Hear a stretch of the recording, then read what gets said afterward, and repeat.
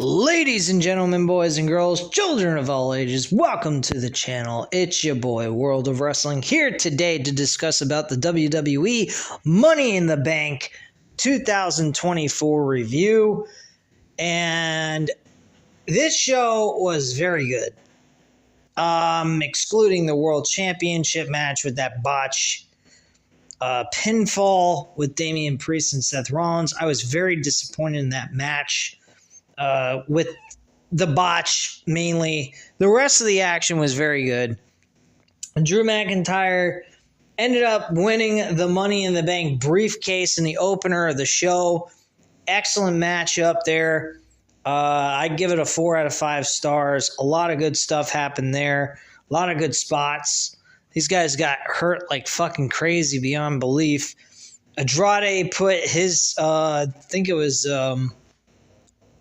I'm trying to remember. I think it was Carmelo Hayes. He went ahead and did a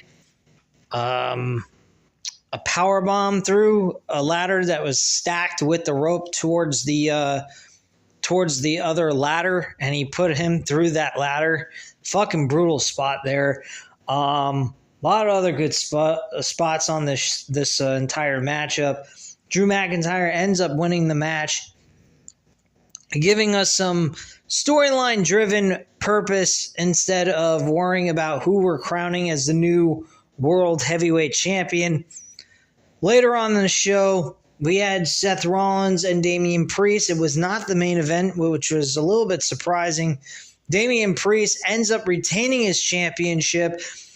The situation, from what I heard, is Drew McIntyre was supposed to come out during that pinfall. And while that pinfall was going on, there was Drew McIntyre's music was supposed to hit, but nothing occurred for some strange reason. Someone missed that cue to go ahead and do that, and they didn't, which was kind of odd. Didn't make a whole lot of sense to me. But them not cueing it for Drew McIntyre to come out during that pinfall makes a little bit more sense as to why Drew McIntyre or Damian Priest didn't kick out of that move. So overall, that match, I'm going to give it a 3.5 out of 5 stars. CM Punk got in the middle of this match. The match was turned into a triple threat match, allowing CM Punk to get in the middle of the match without causing a disqualification and screwing Drew McIntyre over once again. I'm actually looking forward and hoping that Drew McIntyre gets some revenge during this rivalry and gets at least one W over CM Punk in the series of matches that we might see take place. But, yeah, it was really fucking off the walls and crazy when CM Punk showed up. It looked very good. It looked like he was in good health. He had a little pad on his elbow, an elbow pad, I guess protection so that he wouldn't re-injure that spot on his arm again. So he looked pretty good, though. He didn't look like he was, having any issues or problems in that situation during that segment. Absolutely love that. Sami Zayn and Bron Breakker for the IC Championship was an excellent match. 4 out of 5 stars. Great matchup between these two. Bron Breakker almost won this fucking match. I was very concerned about this, because I thought Sami Zayn was retaining the title, and Bron Breakker looked like he had a chance at winning, but he did not win, thankfully. Ends up losing the match to Sami Zayn. Sami Zayn retains his championship and walks away still the IC champion. Thought it was a good match. I'm giving it a 4 out of 5 stars without question. Good IC championship match overall. And I'll be honest, Sami Zayn's run may not be like the Gunther type of run, but it most certainly is storyline driven.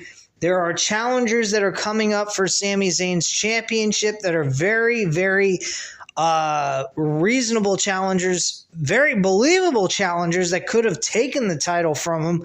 Between Chad Gable and Bron Breakker, these two could have beaten him for that title at one point. So continue with the challengers, WWE. Make them believable. Give us some sort of unpredictability, and we're doing good with the IC Championship. keep building people up in the mid-card and keep challenging for the IC title. I believe Bron Breakker, though, will win the IC championship at SummerSlam. I think there will be a rematch between Sami Zayn and Bron Breakker, and I think Bron Breakker is going to be the champion at SummerSlam. That's when I think the title is going to change hands. But we'll see what happens tonight on Monday Night Raw and see where the IC championship picture goes. But this match, fucking awesome matchup overall. Great stuff. We also had the women's ladder match. The women's ladder match was actually better than the men's. I mean, this shit was fucking off the chain. Chelsea Green deserves props. She deserves some fucking reward for her participation in this match. She had the most brutal spot in the entire fucking match. Chelsea Green was on a 20-foot ladder, fell from the top of that ladder all the way outside the ring through fucking 2 tables. I was stunned that she even took a spot like this. She looked like it hurt like a bitch. Tiffany Stratton ends up winning the match, and all the women in this match deserve a round of applause. Hell of a fucking performance by all of them. I go out of saying this, that the women's ladder match was the best match in the entire show when it comes to performances. And all these performances were not bad whatsoever. I'm giving this a 4.5 out of 5 stars. The action in this match, you can't even really describe. Everything that happened in this match was well worth going back and watching again. This was a fucking excellent match. Best women's ladder match of all time when it comes to a Money in the Bank ladder match. The best. Unbelievable shit. And then the main event, we had a 6-man tag team match with the Bloodline with Tama Tonga, Solo Sikoa, and Jacob Fatu. Tangaloa actually stood out of this match in a suit, which I was kind of surprised by. I thought Jacob Fatu was going to be the guy standing out on the outside as an enforcer of some sort. And they went up against Cody Rhodes, Randy Orton, Kevin Owens. I thought there might have been a slight chance that Cody's team was going to win because of Kevin Owens' mother in the hospital dealing with an illness. But that was not to be. But Kevin Owens did not take the L in this match. Surprisingly enough, Solo Sikoa was the one to pin Cody Rhodes in the middle of the ring in a very solid, entertaining 6-man tag team match main event. And I don't think that was bad. I think that I'm kind of glad that the World Championship wasn't the main event based on what happened. The botch kind of ruined everything. But this was really a fucking awesome show overall.